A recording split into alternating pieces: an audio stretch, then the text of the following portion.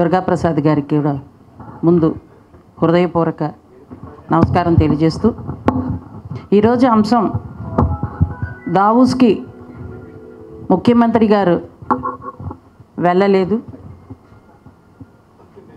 మూడు రాజధానీల యొక్క అభిప్రాయము, మన ఆర్థిక అభివృద్ధి తిరోగమనమా పురోగమనమా మంచి విషయం మీద చర్చాగోష్ఠి పెట్టినందుకు తప్పకుండా మా వంతు విలువైన సమాచారాన్ని, ఎందుకంటే చార్టెడ్ అకౌంట్ జీవి గారు పటాభి గారు కూడా డేటాతో చాలా విషయాలని మన సోదరులు బీజేపీ పార్టీలో ఉన్న కూడా చెప్పారు. అంత లోతుకి వెళ్ళకుండా సామాన్యంగా మన పరభాషలో సూటిగా అర్థమయ్యే విధంగా చెప్పడానికి నా వంతు నేను ప్రయత్నిస్తాను. దావూస్కి వెళ్ళిపోవడానికి వర్క్ ఫ్రమ్ హోమ్ చేసే సీఎం గారు దావూస్కి వెళ్తారని ఎలాగ ఆలోచిస్తాం మనం? సో ఇంకా నయం, సంక్రాంతి పండుగ అయితే సెట్టింగ్ చేసుకున్నారు కానీ దావూస్ సెట్టింగ్ వేయలేదు. కొంత ఆ ఖర్చు అయినా మనం మిగిలిందని కొంచెం సంతోషపడాలి.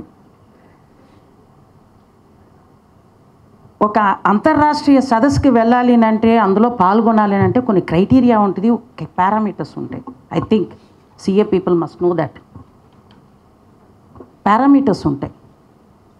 ఒక రాష్ట్రం కానీ అక్కడికి వెళ్ళి పాల్గొనాలి అంటే, ఇక్కడ నేను పాల్గొనడానికి నాకు ఒక క్రైటీరియా ఉండాలి. నేను ఒక జాబ్కి పెట్టాలంటే నాకు ఒక క్రైటీరియా ఉండాలి. సో దావూస్కి వెళ్ళడానికి కొన్ని పారామీటర్స్ క్రైటీరియా ఉంటుంది. కేంద్ర ఆర్థిక సంస్థలో ఒక ప్రతినిధి 2022-23లో ఘాటుగా రాష్ట్ర ప్రభుత్వానికి ఉత్తరం రాశారు. ఏమని? మీరు రాజ్యాంగాన్ని ఉల్లంఘించడమే కాకుండా మీరు ఎఫ్ఆర్బిఎం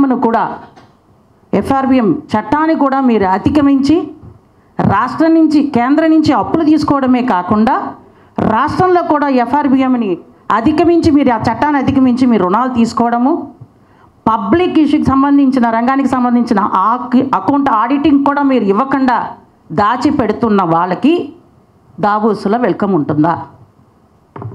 గత ప్రభుత్వము ఒక ప్లాట్ఫామ్ తయారు చేసుకుంది, ఒక ప్యానెల్ పెట్టుకుంది, మేము ఇప్పుడే పురుడు పోసుకున్న రాష్ట్రము, రండి ఉజ్వలమైన భవిష్యత్తు ఉంటుంది, వనరులు ఉన్నాయి అనేసి ఆ రకంగా ప్రమోషన్ చేసినప్పుడు నిజంగానే ఒక రాష్ట్రం కొత్తగా ఉద్భవించింది, పురుడు పోసుకుందన్నప్పుడు ఖచ్చితంగా వస్తారు, పెట్టుబడులు వచ్చి దానికి తగినట్టు కూడా అప్పుడున్న ప్రభుత్వం చేసింది. Like and subscribe Eagle Media Works.